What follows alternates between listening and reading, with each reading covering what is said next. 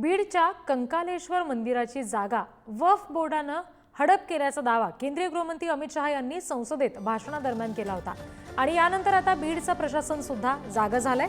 बीडच्या तहसीलदारांनी कंकालेश्वर मंदिर परिसरात भेट देत पाहणी केली। यावेळी या ठिकाणचे पुजारी संजय गुरव यांच्याशी चर्चा करत कंकालेश्वर मंदिराकडे असलेली एकूण जागा आणि सध्या ताब्यात असलेली जागा याबाबत माहिती घेतली। आता तहसीलदार मुस्लिम पक्षकार यांची बाजू देखील ऐकून घेणार आहेत।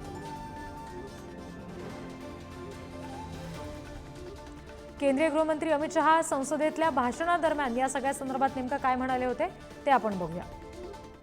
महाराष्ट्र के वडानगे गांव में महादेव की मंदिर पर दावा किया और बीड में कंकलेश्वर मंदिर की 12 एकड़ जमीन वक्फ बोर्ड ने जबरन ले ली।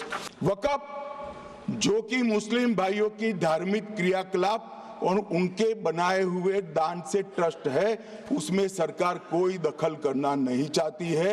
मुतवल्ली भी उनका होगा, वाकिफ भी उनका होगा, वक्फ भी उनका होगा, परंतु वक्फ की संपत्ति इसका रख रखाव ठीक से हो रहा है नहीं। वक्फ का संचालन कानून के हिसाब से हो रहा है, निजी उपयोग के हिसाब से। सैकड़ों आणखी तपशील घेऊया प्रतिनिधी उदय नागरगोजे यांच्याकडून। उदय, आता स्वतः तहसीलदारांनी इथे येऊन पाहणी केलेली आहे असं समजतंय। दुसऱ्या पक्षकारांची बाजू सुद्धा ते ऐकून घेणार आहेत। ही बाजू नेमकी कधी ऐकून घेतली जाईल? नक्कीच अमित शहा यांनी लोकसभेमध्ये भाषणादरम्यान ज्यावेळेस बीडच्या कंकालेश्वरचा उल्लेख केला होता त्यानंतर आता प्रशासन खडबडून जागे झाल्याचं आपल्याला पाहायला मिळते। बीडचे तहसीलदार चंद्रकांत शेळके यांनी कंकालेश्वर मंदिर परिसरात जाऊन पाहणी केली, तसेच पुजारी जे आहेत त्यांच्याशी देखील चर्चा केली आहे।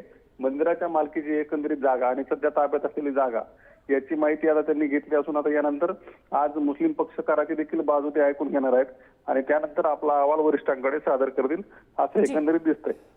जी, धन्यवाद सगळ्या तपशिलांसाठी उदय।